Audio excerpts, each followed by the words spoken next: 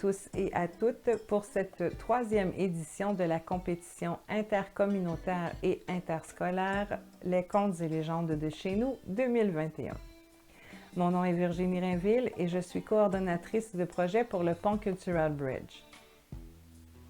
Tout d'abord, j'aimerais reconnaître que les terres sur lesquelles nous sommes réunis aujourd'hui font partie du territoire visé par le traité numéro 6. Un lieu de rassemblement traditionnel et un lieu d'habitation pour bon nombre de peuples autochtones, dont les Cris, les Saulteaux, les Pieds-Noirs, les Métis et les Sioux des Nakota. Cette année, c'est dans des circonstances particulières que se sont déroulées la plupart de nos activités. Avec les restrictions sanitaires dues à la COVID-19, les organisateurs et les équipes participantes ont dû faire preuve d'adaptation. C'est pourquoi nous tenons à remercier tous ceux et celles qui ont accepté d'embarquer dans cette aventure avec nous, malgré les défis à relever. Sur ce, je passe la parole à notre directeur, M. Mohamed Kourouma, pour qu'il vous adresse quelques mots. Bonsoir, mesdames et messieurs, ici Mohamed Kaba Kourouma. Je suis le directeur général du Pont Cultural Bridge. Comme vous le savez, cette pandémie de la COVID-19 a chamboulé tous les pans de notre société. Et le secteur des arts et de la culture ne fait pas exception. Donc, le PCB, comme l'ensemble des organismes communautaires, a dû s'adapter pour pouvoir faire ces différentes activités. Donc, c'est ainsi que depuis l'été 2020, nous, au PCB, nous sommes passés en mode virtuel pour la réalisation et la livraison de nos différents événements. Donc, pour cette édition 2020-2021, nous avons 3 groupes qui ont accepté de relever le défi pour nous présenter d'excellentes vidéos, et ce malgré les conditions sanitaires très strictes. Donc, nos remerciements et nos félicitations à l'école à la découverte, à l'école Notre-Dame, et à la communauté ivoiro-canadienne d'Edmonton. Nous vous prions, chers membres du public, de voter massivement pour choisir votre favori. Le lien vous sera livré à travers les différents canaux du PCB et de ses partenaires ainsi que des participants. Je remercie nos partenaires qui nous ont soutenus financièrement pour que cette 3e édition puisse avoir lieu. Il s'agit du Conseil scolaire Centre-Nord, de l'Alliance française d'Edmonton, de Accès Emploi, de l'Uni-Théâtre, de Canavois et du RAFA. Donc, au nom de toute l'équipe du PCB, nous vous remercions et nous vous souhaitons un bon visionnement. On se reprend très bientôt. Merci. J'ai maintenant l'immense plaisir de vous présenter les 3 équipes en compétition cette année. Chacune des équipes participantes ont dû développer, mettre en scène et enregistrer audiovisuellement leur travail sur le thème de cette année, le respect des aînés. Vous aurez donc l'occasion de voir le travail des équipes représentant la communauté ivoiro-canadienne d'Edmonton, l'école à la découverte d'Edmonton et l'école Notre-Dame d'Edmonton. Notre jury communautaire, quant à lui, procédera à son analyse et à son vote cette semaine. Vous aussi, cher public, êtes invités à voter en grand nombre en vous rendant sur la page Facebook du Pont Cultural Bridge ou sur le site web du Pont Cultural Bridge. Le vote est ouvert jusqu'à jeudi 29 avril minuit. Le vote du jury compte pour 70 points et le vote du public pour 30 points. Sans plus tarder, passons à la première partie de la compétition, les contes. Bon visionnement!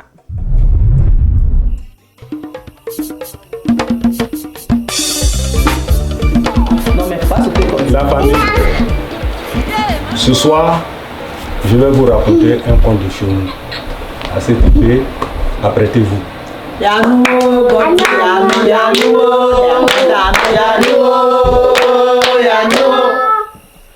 Il y a de cela très longtemps vivait un homme jeune, mais pauvre et malheureux, nommé Gonti.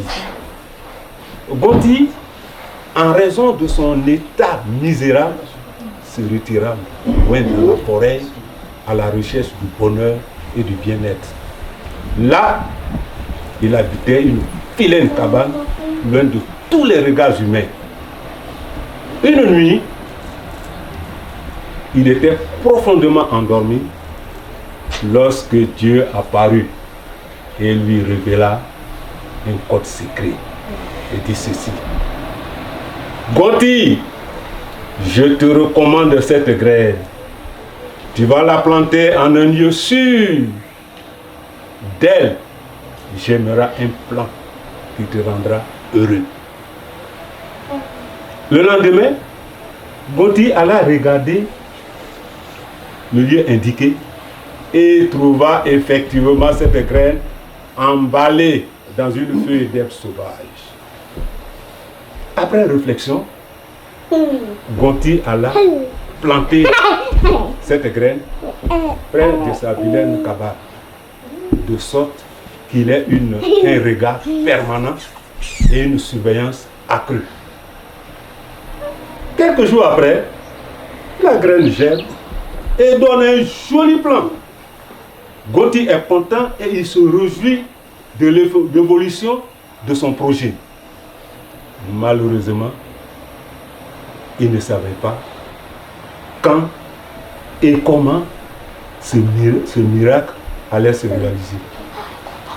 C'est ainsi qu'un jour, revenant de sa promenade, arrivé au niveau de sa cabane, il jette un coup d'œil sur son trésor et vit une biche en train de déraciner sa plante. Ah, la biche! Une colère traversa la tête de Gonti et décida sur place de régler le compte de cette biche-là. Il cria tellement fort que l'écho fut entendu dans la forêt. À bas la biche! À bas la biche! Pendant ce temps, la biche, surprise, se dirigea vers la forêt. Et Gonti, muni de sa machette et fou de rage, se mit à poursuivre la biche. Il parcourut des distances, mais en vain. Soudain, il tomba sur un chantier. Le chantier le conduisit dans un campement. Et dans ce campement, les hommes, les femmes et les enfants sortirent pour l'accueillir en chantant.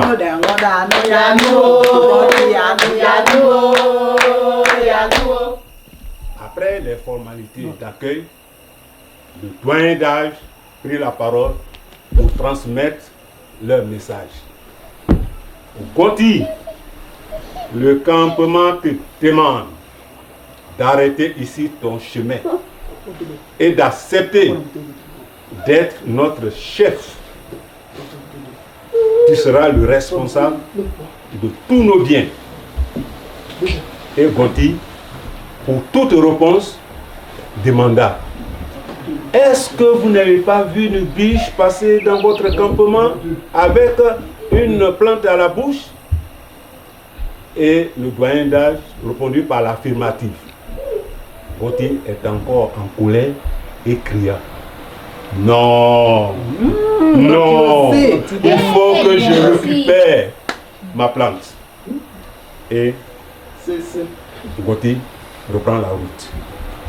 À quelques détours, il voit effectivement la biche. Alors il courut plus vite. Mais la biche, déterminée, continuait à courir. Et dans leur course infernale, ils tombaient, les deux ennemis tombaient sur un village coquet, un village pittoresque. Là, les jeunes filles et les notables formaient une haie pour attendre l'arrivée de leurs étrangers. Pendant ce temps, les femmes, les jeunes filles en liesse chantaient pour l'étranger.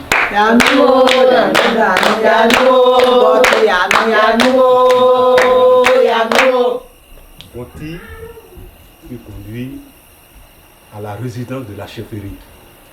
Là, le porte-parole, le sage du village, prit la parole. Gonti, le village te demande d'arrêter ta course et être notre chef. Tu seras comblé et tu seras honoré. Tu auras tous nos biens à gérer. Et Gonti demanda, est-ce que une biche n'a pas traversé votre village avec une plante à la bouche? Oui, une biche a passé, a répondu le sage. Mais on te supplie, Gonti, de rester pour être notre chef. Et Gonti refusa et continua son chemin. Cette fois-ci, Gonti n'a pas eu beaucoup de distance à parcourir et tomba sur une route, une belle route. Au fur et à mesure que Gonti s'avançait, la route s'agrandissait. La route était bordée des grands arbres, des belles maisons et des grandes maisons. À l'entrée de cette agglomération, Gonti est escorté par des cavaliers et des motos dans un bruit de tintamarre.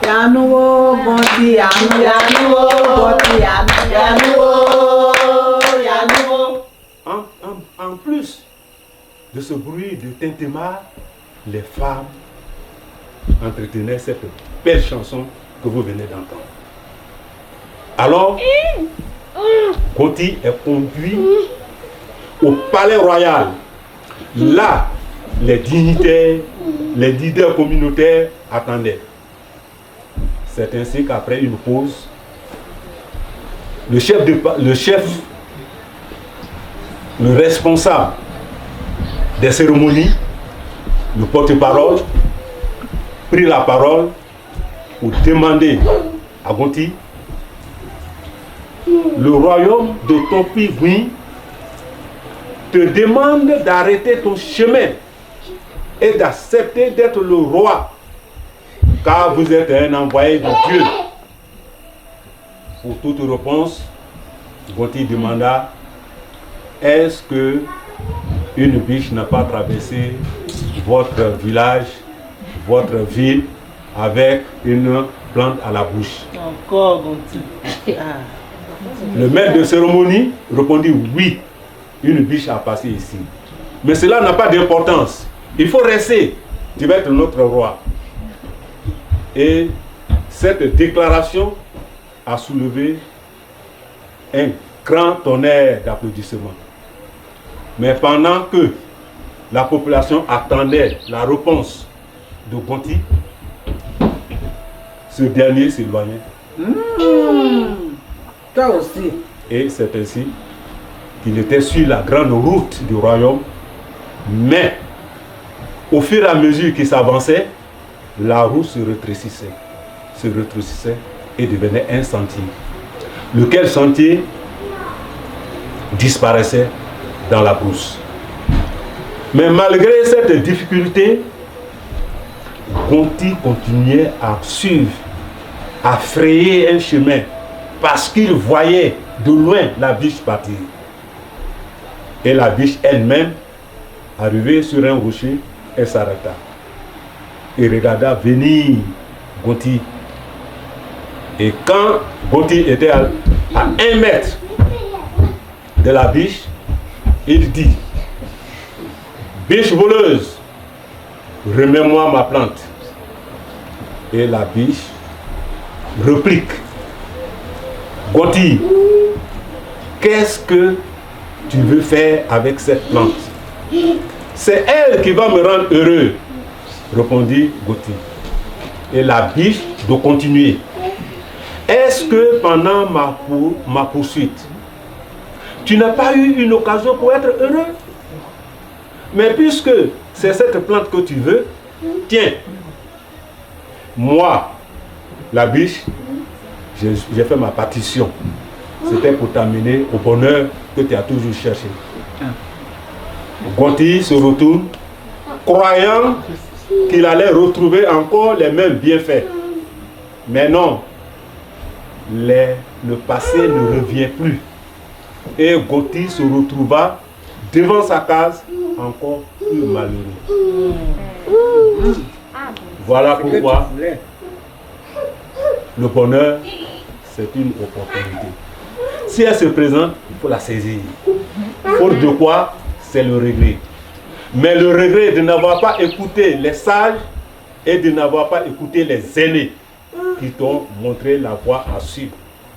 Voilà le premier conte que je voulais vous présenter.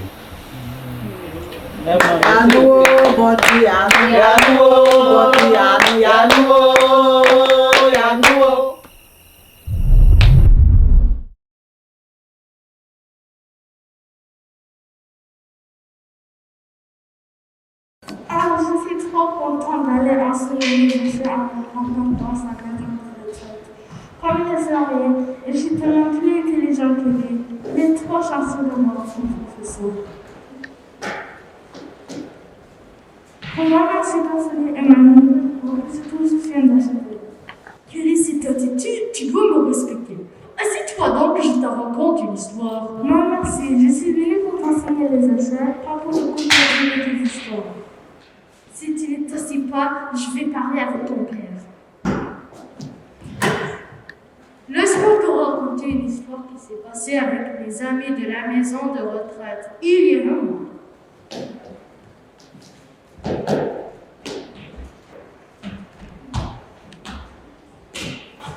Je suis excitée de voir mon grand-père. Il m'attend pour une leçon de tricot. Est-ce que tu penses qu'il va pouvoir me montrer aussi? Oui, sûrement. Est-ce que ta grand-mère va t'enseigner quelque chose aussi? Oui, elle va me montrer comment faire un chandail. Bien, Xavier. Est-ce que vous allez à la maison de retraite vous aussi? Regarde, ça m'est venu un peu. Où allez-vous? Nous allons à la maison de retraite pour voir nos grands-parents. Est-ce qu'on peut venir aussi? Oui, bien sûr. Oh Rose, comme je suis contente de te voir. Ah, que tu es grande. Tu as invité tes amis à ce que je vois. Oui, je te présente mes amis, Kai, Nia et Xavier. Moi aussi, je viens visiter mon grand-père. Il m'attend pour la leçon de tricot. Ah bon, comment s'appelle-t-il? Il s'appelle Olivier. Ah oui, il est un de mes amis. Venez, nous vous attendions.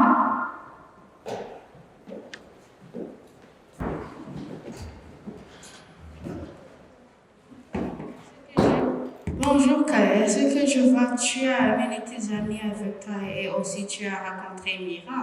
Oui, j'ai rencontré Mira. Elle m'a dit qu'elle était la grand-mère de Rose. Ah oui, qui est Rose? Ah, désolée. Voici Rose, Mia et Xavier. Enchanté, voici Charlie et Ray. Bonjour. Est-ce que vous êtes prêts pour le tricot? Oui, nous sommes prêts.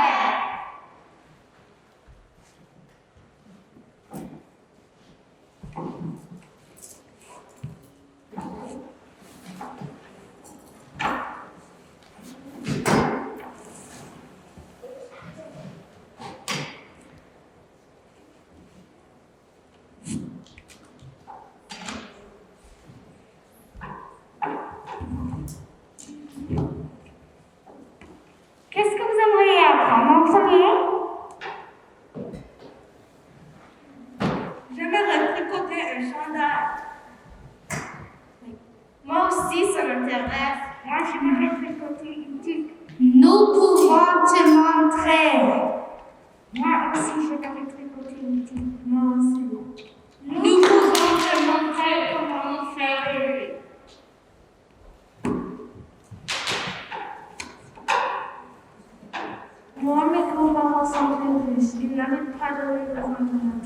les autres. Hé, ce n'est ni gentil ni respectueux. Nos grands-parents habitent ici. Ce n'est pas une question d'argent, mais c'en est une d'autonomie. Je m'excuse, j'ai honte de mon comportement. Ce n'est pas grave, mais tu dois apprendre davantage à respecter tes aînés. Révèle-nous à nos moutons à la laine des tricots. Qu'est-ce qui se passe? Je ne sais pas. Ça doit être la fin de courant. Non, je ne peux pas attendre. On a besoin de lumière pour te montrer. Patience, Lia, tu peux faire comment pour te calmer. Pensez à quelque chose que tu aimes et inspirer profondément. D'accord, je vais essayer.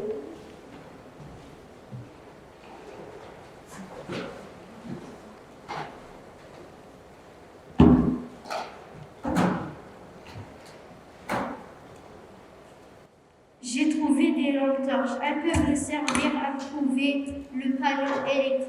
Le panneau électrique d'électricité se trouve au sous-sol.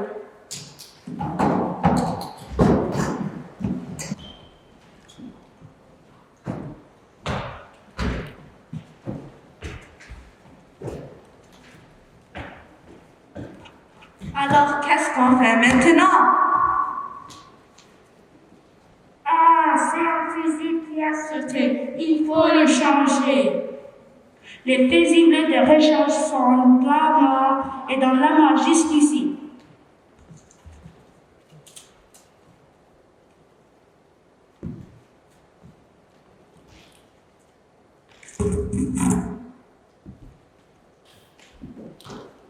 Quel beau travail d'équipe. Maintenant, revenons à nos moutons de tricot.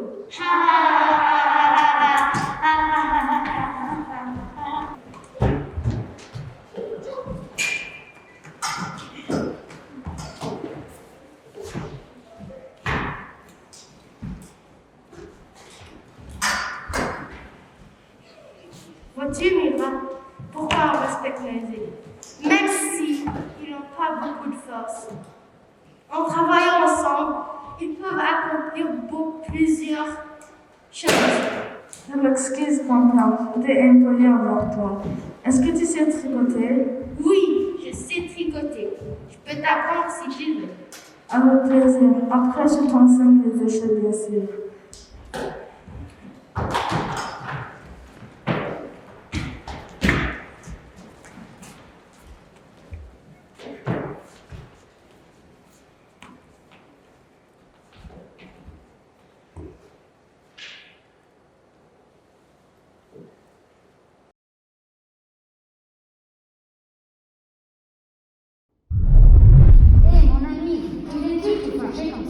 Je viens de la maison. Je suis vraiment énervée avec toutes ces idées archaïques de ma grand-mère.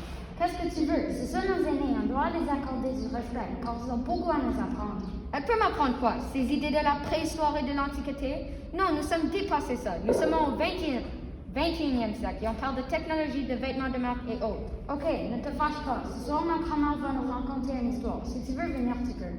Ok, j'espère que ta grand-mère a des idées plus modernes.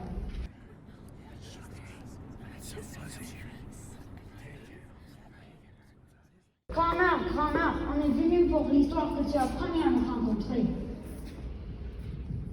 Oui, les enfants, je vais vous conter cette histoire.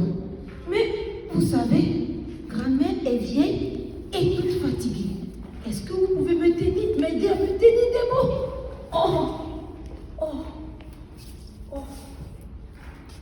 Et nous allons aller sur la babala et grand-mère va vous conter cette histoire, les enfants. Avez-vous compris?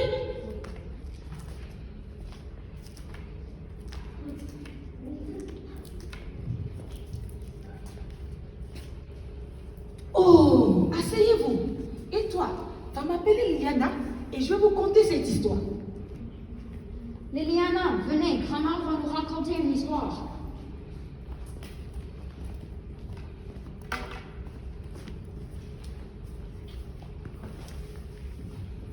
Alors les enfants, je vais vous conter l'histoire de l'importance des aînés et ce qu'ils peuvent nous apprendre dans la société. Vas-y, grand-mère, on veut savoir. Très bien les enfants. Il y avait très très longtemps, dans un village appelé Inziko. Est-ce que vous savez savez ce qui s'est passé? Non. Les jeunes ne voulaient plus se faire gouverner par les aînés. Alors qu'est-ce qu'ils ont fait? Tiens-toi bien. Ils ont décidé de tous les tuer. Tous les tuer? Oui, suivons ensemble l'histoire. Les amis, savez-vous ce qui s'est passé dans ce village? Non. Quoi? Les vieillards avaient toutes leurs idées archaïques et précaires. Nous ne pouvons pas évoluer si nous ne prenons pas la royauté. Il faut faire quelque chose. Alors qu'est-ce qu'on va faire? J'ai une idée. Pourquoi pas nous allons ligoter ces vieillards et les mettre dans la forêt sacrée, sans à manger ni à boire, et dans quelques temps ils mourront tous, et nous pourrons établir un nouveau roi jeune qui donnera des idées modernes à ce village. Bonne idée. Alors, les jeunes décidèrent de ligoter les vieillards et les jeter dans la forêt sacrée sans les donner à manger ni à boire. Oh non! Est-ce qu'ils sont morts? Suivons ensemble. Dès leur retour au village, est-ce que vous savez ce qui s'est passé, les enfants? Les jeunes décidèrent d'introniser un nouveau roi qui était supposé les apporter de nouvelles idées belles. Nous ne pouvons pas porter ces vêtements archaïques et demandés. Nous devons avoir des vêtements mieux modernes pour notre jeune fille. Moi, je vais aller tuer un bœuf et nous allons utiliser sa peau pour confectionner des vêtements en cuir. Les jeunes utilisaient la peau d'un bœuf, toute fraîche, les enfants. La peau du bœuf toute fraîche pour confectionner le vêtement de leur nouveau roi. Parce qu'ils pensaient que ce vêtement était chic et il était en cuir. Il fit porter le vêtement à leur roi sans pouvoir imaginer que quelque chose de dramatique pouvait arriver. Au fur et à mesure que les jours passaient, la peau du bœuf commençait à sécher et commençait à serrer de plus en plus à la peau du jeune roi. Et celui-ci n'arrivait plus à respirer. Est-ce qu'il est mort? Voyons ensemble. S'il vous plaît, aide-moi. Je ne peux plus respirer. Ces vêtements sont insupportables. S'il vous plaît, va chercher de l'aide, vite. Il n'y a pas de solution. L'un des jeunes dit, et si on allait voir si les vieillards de la forêt sacrée étaient encore vivants? Oui, ils étaient encore vivants, car les génies de la forêt sacrée n'avaient pas tué ces pauvres vieillards. S'il vous plaît, aidez-nous. Non, on veut jamais vous aider. Je vous ai laissé dans cette forêt et laissé en mourir. Mais toi, il est en train de mourir. C'est votre enfant, vous devez l'aider. Oui, je suis d'accord avec eux. On doit l'aider, c'est notre fils. On va au village et trouver une solution. Merci. Alors, les vieillards retournèrent au village avec les jeunes et essayèrent de trouver une solution. Arrivés au village, le plus âgé des aînés demanda: remplissez une bassine d'eau. Les jeunes remplirent la bassine d'eau et le vieillard demanda: posez votre roi dans la bassine d'eau. Il posa le jeune roi dans la bassine d'eau. Est-ce que vous savez ce qui est arrivé, les enfants? Non. Au fur et à mesure que les temps passaient, la peau du bœuf devenait toute molle et l'on put le retirer sur la peau du jeune roi. Et celui-ci eut la vie sauve. Waouh, c'est un vrai miracle. Oui, un vrai miracle, car ces vieillards ont beaucoup de choses à nous apprendre. Oh, merci à vous, nos amis. Sans votre aide, je ne serais pas ici. Grande reine, tu me prends le trône.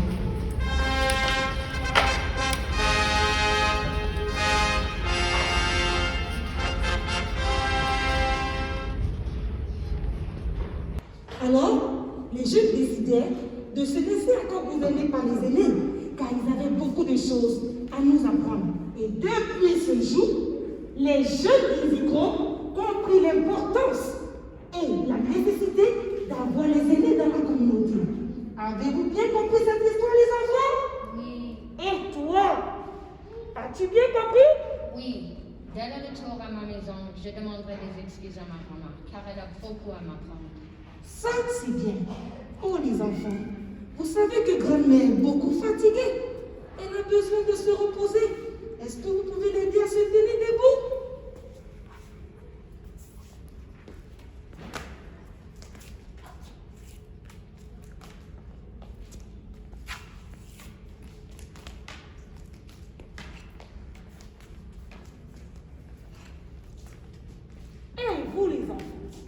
Avez-vous bien compris la moralité de cette histoire?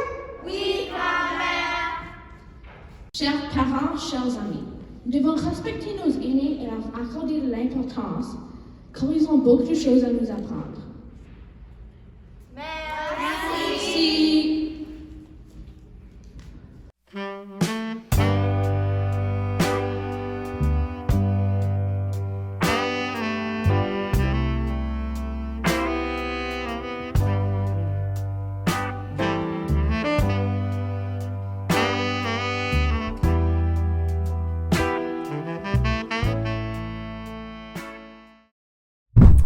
Alors voilà, la première partie de notre compétition des contes et légendes de chez nous 2021 est maintenant complète. Avez-vous pris bonne note de vos préférés? Alors, avant de passer à la deuxième partie, celle des poèmes et des slams, j'aimerais prendre quelques instants pour remercier les partenaires qui ont contribué à la tenue de cet événement. Alors, j'aimerais remercier le Conseil scolaire Centre-Nord, l'Alliance française d'Edmonton, Accès Emploi, le Canavua, l'Unithéâtre et le RAFA. Alors, si vous êtes prêts, on passe sans plus tarder à la deuxième section de la compétition, c'est-à-dire les poèmes et ou slams. Alors, bon visionnement! Entends-tu la voix du sage qui retentit au loin et qui, telle une image, te montre le passage, aussi clair qu'un hommage que l'on fait lorsqu'on tourne la page, de la vie à la mort, avec un soupçon de remords. On regrette cette voix en or, cette voix qui sans effort te rappelle lorsque tu as tort, mais pour te rendre plus fort. Entends-tu la voix du Père derrière celle de la mère, avec autorité et sur un ton amer, te rappelant que le fer aiguise le fer, surtout lorsque tu oses faire le mauvais choix, qui paraît innocent en soi, mais qui te détourne de la voie. La sagesse, c'est aussi d'écouter la voix de ceux qui ont traversé les sentiers de la vie avant toi.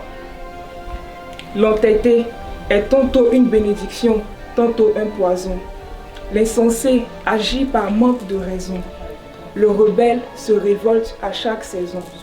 Tous se laissant dominer par leur passion. Illusion, ce n'est qu'une illusion que de vouloir le dernier mot à toute occasion. Patience, sagesse, obéissance, trois pour le prix d'une essence. L'essence de l'homme prospérant loin de la décadence. Entends-tu la voix, cette voix bienveillante, cette voix de confiance, qui te conseille, qui t'avertit, mais qui orne ton existence. Merci. Ce poème a été écrit par votre servitrice Prunelle Ajrabi.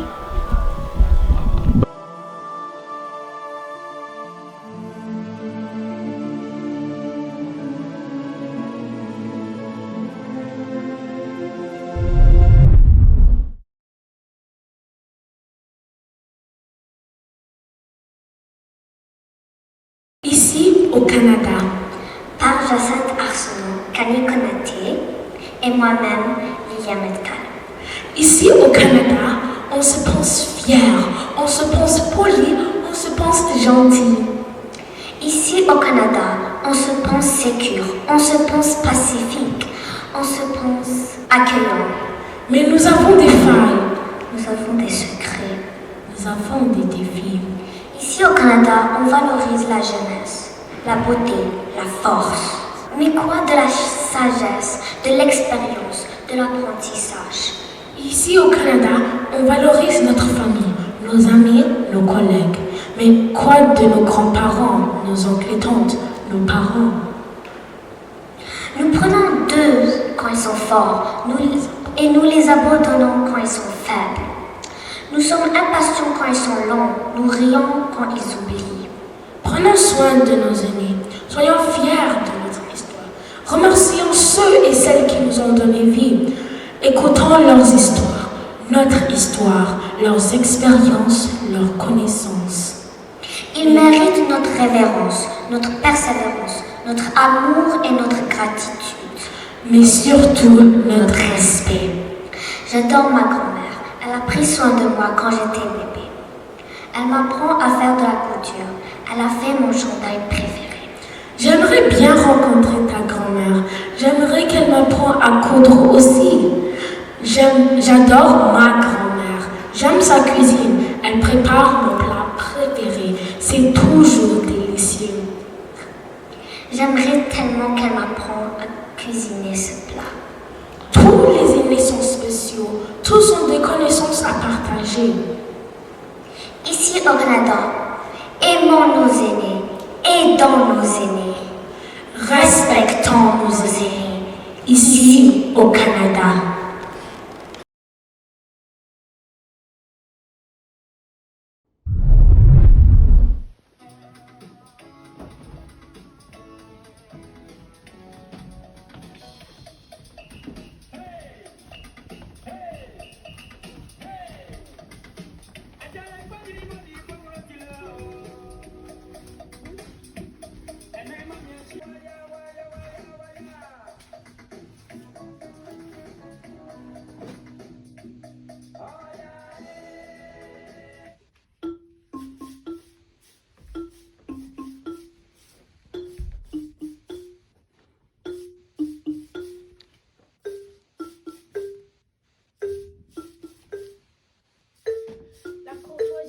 Se forme l'affection qui vous est due. Héritier de toute une dynastie, conformément au nom fondamental de la nature, je vous exprime ma révérence issue des civilités humaines. La quintessence de mon honneur est une phrase musicale qui s'harmonise avec le couplet de la liberté, la bienveillance, la vérité et le leadership. Ma naissance pour vous est l'hymne d'une femme, un cri de bataille et un chant d'Alexandre. Obéissance, tolérance et distinction sont les maîtres mots des valeurs respectables que je vous souhaite vous témoigner. Glorifiée d'une communauté prestigieuse, la voix des anciens vous a été transmise depuis la nuit des temps. L'essence de mes mots à votre égard symbolise l'admiration que je vous porte dans cet univers, où le respect à l'autre est devenu dérision ou irrévérence. Pourquoi vous? Parce que vous étiez là, bien avant que je sois, bien avant que je naisse et bien avant que je voie la lueur du jour.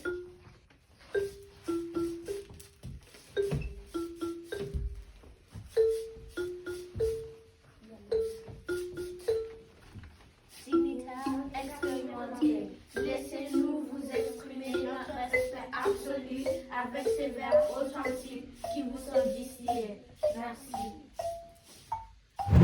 C'est ce qui met fait à la compétition Les Contes et légendes de chez nous 2021 du Pont Cultural Bridge. Nous espérons que vous avez apprécié le travail des 3 équipes en compétition. Un grand merci à tous les participants.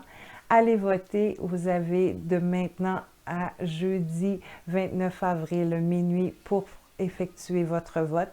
La vidéo des équipes et du travail des équipes reste disponible si vous voulez aller la revoir.